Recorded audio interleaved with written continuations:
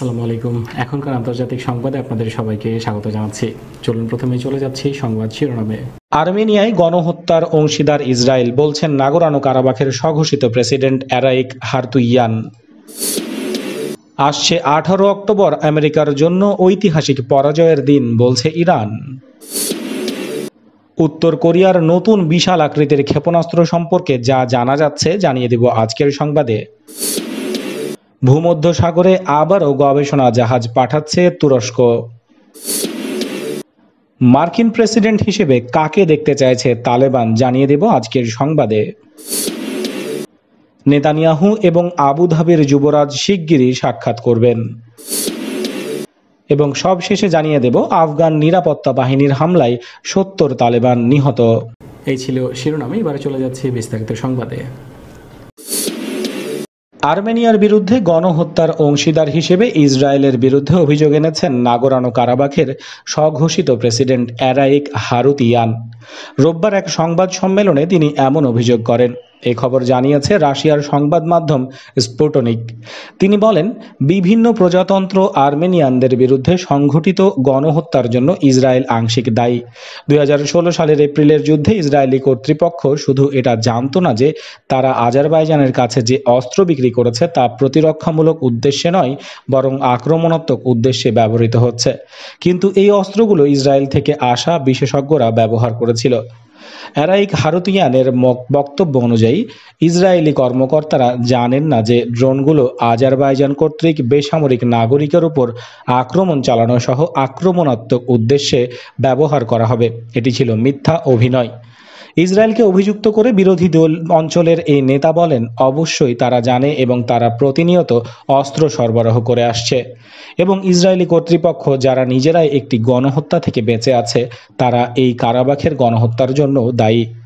তিনি বলেন, কেবল ইসরায়েলি কর্তৃপক্ষ নয়, অন্যান্য দেশের লোকেরাও জানেন যে কি চলছে এবং তারা আজারবাইজানকে অস্ত্র সরবরাহ অব্যাহত রেখেছে।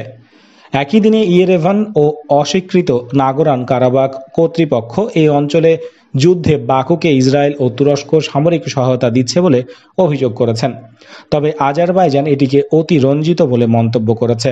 তেল আবিবের সঙ্গে বাকুর ভালো সম্পর্ক নষ্ট করতে এমন অভিযোগ করা হচ্ছে।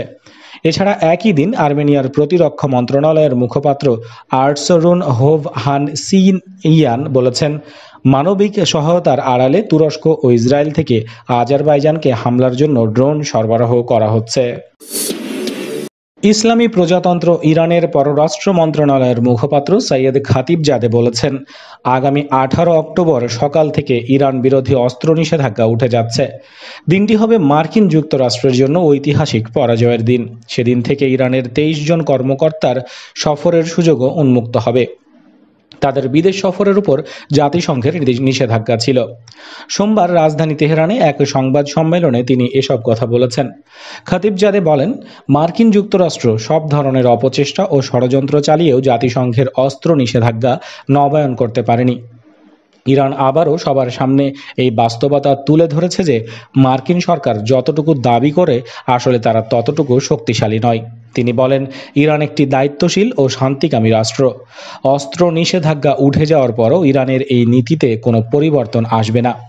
ব্রিটেনের কাছে ইরানের পাওনা অর্থ প্রসঙ্গে তিনি বলেন, ব্রিটেন ইরানের অর্থ ফেরত দিতে দেরি করছে, আর এর ফলে তাদের আর্থিক ঋণের বোঝা প্রতিদিন আরও ভারী হচ্ছে। উত্তর কোরিয়ার ক্ষমতাসীন ওয়ার্কার্স পার্টির 75তম প্রতিষ্ঠা বার্ষিকী উপলক্ষে শনিবার মধ্যরাতের পরপরই পিয়ংইয়ংয়ে যে সামরিক কুচকাওয়াজ হয়েছে তা ছিল নজিরবিহীন। প্রচুর মানুষের অংশগ্রহণে কোনো ভুলভ্রান্তি ছাড়াই যে চোখ ধাঁধানো কুচকাওয়াজ হয়েছে তেমন অনুষ্ঠান আয়োজনে উত্তর কোরিয়ার জুড়ি মেলা ভার। চেয়ারম্যান কিম জং উন অনুষ্ঠানে আবেগে মোড়া একটি ভাষণ দিয়েছেন। তার দেশের সংগ্রামের ইতিহাসের কথা বলতে গিয়ে কয়েকবার তিনি চোখ মুছেছেন, কিন্তু নতুন একটি আন্তঃমহাদেশীয় দূরপাল্লার ক্ষেপণাস্ত্র উন্মোচন ছিল শনিবার মধ্যরাতের জমকালো ওই অনুষ্ঠানের প্রধান বিষয়। উত্তর কোরিয়ার নতুন এই আন্তঃমহাদেশীয় ক্ষেপণাস্ত্রটির সম্পর্কে প্রধান যে 3টি বিষয় জানা গেছে তা জানিয়ে দিচ্ছি আপনাদের। কৌশলগত অস্ত্র। 2020 সালের 1 জানুয়ারিতে কিম জং উন তার নতুন বছরের ভাষণে ঘোষণা করেছিলেন উত্তর কোরিয়া এমন সব অত্যাধুনিক অস্ত্র তৈরি করছে যা শুধুমাত্র গুটি কয়েক আধুনিক রাষ্ট্রের হাতে রয়েছে। তিনি বলেছিলেন তার সরকার কৌশলগত অর্থাৎ পারমাণবিক অস্ত্র সম্ভার তৈরির প্রক্রিয়ার মধ্যে রয়েছে। কিম সেদিন যুক্তরাষ্ট্রের সাথে তার দেশের সম্পর্কের প্রসঙ্গও তুলেছিলেন। তিনি বলেন ডিপিআরকে এর সাথে তাদের সম্পর্ক নিয়ে যুক্তরাষ্ট্র যত টালবাহানা করবে, কালক্ষেপণ করবে, গণতান্ত্রিক কোরিয়া প্রজাতন্ত্রের শক্তির সামনে তারা আরও বেশি অসহায় বোধ করবে। উত্তর কোরিয়া এর আগেই দুটো আইসিবিএম পরীক্ষা করেছে। 2017 সালে দুইবার তারা হোয়াসং-14 পরীক্ষা করে। পারমাণবিক বোমা বহনে সক্ষম এই ক্ষেপণাস্ত্র 10,000 কিলোমিটার দূরের লক্ষ্যবস্তু আঘাত করতে সক্ষম। তার অর্থ পুরো পশ্চিম ইউরোপ এবং যুক্তরাষ্ট্রের মূল ভূখণ্ডের অর্ধেক এখন কোরীয় এই পারমাণবিক ক্ষেপণাস্ত্রের আওতায়। ওই একই বছর অর্থাৎ 2017 সালে উত্তর কোরিয়া তাদের আরেকটি পারমাণবিক ক্ষেপণাস্ত্র হোয়াসং-15 পরীক্ষা করে, যার পাল্লা 13,000 কিলোমিটার। অর্থাৎ এটি যুক্তরাষ্ট্রের মূল ভূখণ্ডের যে কোনো স্থানে আঘাত হানতে সক্ষম। শনিবার রাতে যে আইসিবিএমটি প্রদর্শন করা হয়েছে সেটির পরীক্ষা এখনো হয়নি, তবে এটিও 2 ধাপ বিশিষ্ট তরল জ্বালানি চালিত ক্ষেপণাস্ত্র। কিন্তু দৈর্ঘ্য এবং প্রস্থে এটি হোয়াসং-15 চেয়ে এটি অনেক বড়। এটির পাল্লা কত, অর্থাৎ কত দূরের লক্ষ্যবস্তুতে এটি আঘাত করতে সক্ষম, তা এর যন্ত্রের প্রযুক্তি না জানলে বা পরীক্ষা না করা পর্যন্ত বলা যাবে না। এর সাফল্য যুক্তরাষ্ট্রের ক্ষেপণাস্ত্র পরীক্ষা ব্যবস্থার জন্য নতুন মাথা ব্যথা তৈরি করবে, কারণ একটি পারমাণবিক বোমাকে প্রতিরোধের জন্য এমনিতেই একই সাথে অনেকগুলো ক্ষেপণাস্ত্র ছুড়তে হয়। এখন যদি উত্তর কোরিয়া একটি ক্ষেপণাস্ত্রে একাধিক ওয়ারহেড বা বোমা স্থাপনে সক্ষম হয়, তা প্রতিরক্ষা ব্যবস্থাকে আরও চাপে ফেলবে। উদ্বেগের আশু কারণ, নতুন যে আইসিবিএম উত্তর কোরিয়া প্রদর্শন করেছে তার নকশা দেখে ধারণা করা শক্ত যে কখন এটি পরীক্ষা করা হবে বা মোতায়েন করা হবে।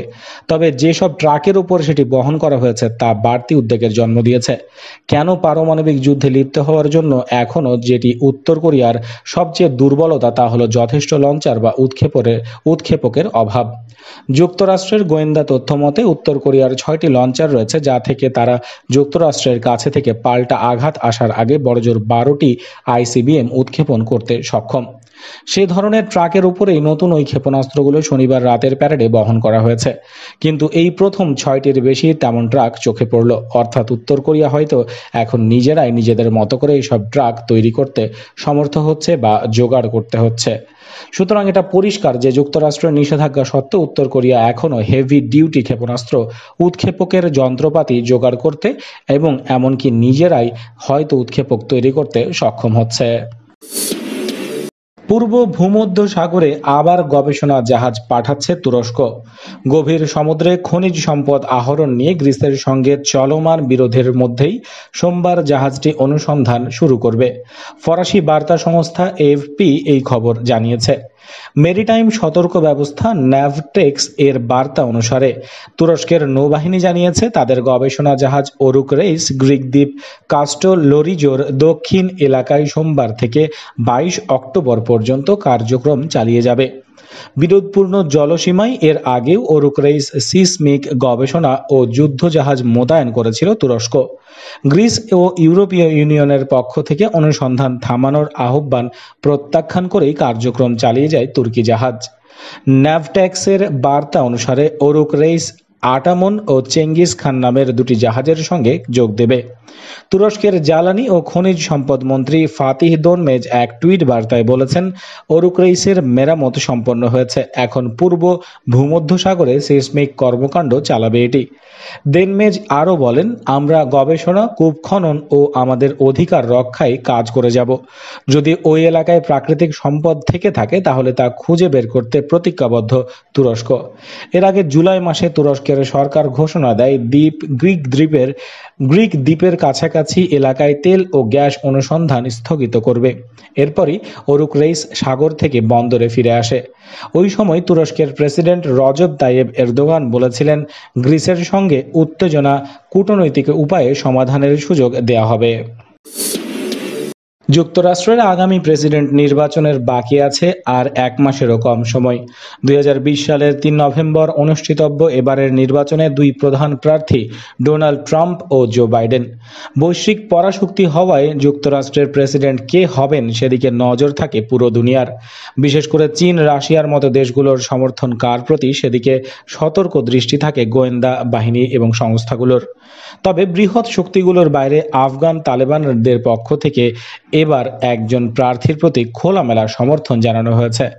তালেবান চায় আসন্ন মার্কিন প্রেসিডেন্ট নির্বাচনে ট্রাম্পই জিতুন। বিজয়ী হয়ে তিনি যেন আফগানিস্তান থেকে মার্কিন সামরিক উপস্থিতি পুরোদমে সরিয়ে নেন। সংবাদ মাধ্যম সিবিএস নিউজকে দেয়া এক টেলিফোনে সাক্ষাৎকারে নিজ দলের এমন অবস্থানের কথা জানিয়েছেন তালেবানের মুখপাত্র জাবিউল্লাহ মুজাহিদ। শুধু তাই নয়, ট্রাম্প করোনা আক্রান্ত খবর পেয়ে রীতিমতো উদ্বিগ্ন হয়েছিল তালেবান। দলটির একজন নেতা সিবিএস নিউজকে জানিয়েছেন, ট্রাম্প করোনায় আক্রান্ত জেনে আমরা উদ্বিগ্ন বোধ করছিলাম, কিন্তু এখন তো তিনি ভালো আছেন। এদিকে ট্রাম্পের নির্বাচনী প্রচারণা শিবির জানিয়েছে তারা এই সমর্থন প্রত্যাখ্যান করেছে। আর তালেবানের জেনে রাখা উচিত, ট্রাম্প সব সময় যে কোনোভাবে যুক্তরাষ্ট্রের স্বার্থ রক্ষা করবেন। ট্রাম্প সম্প্রতি ঘোষণা করেছিলেন বড়দিনের আগেই আফগানিস্তান থেকে মার্কিন সেনা পুরোপুরি সরিয়ে নেওয়া হবে। তিনি টুইট করে তার এই সিদ্ধান্তের কথা ঘোষণা করেন। মূলত এরপরই তার প্রতি প্রকাশ্যে সমর্থন ঘোষণা করে তালেবান।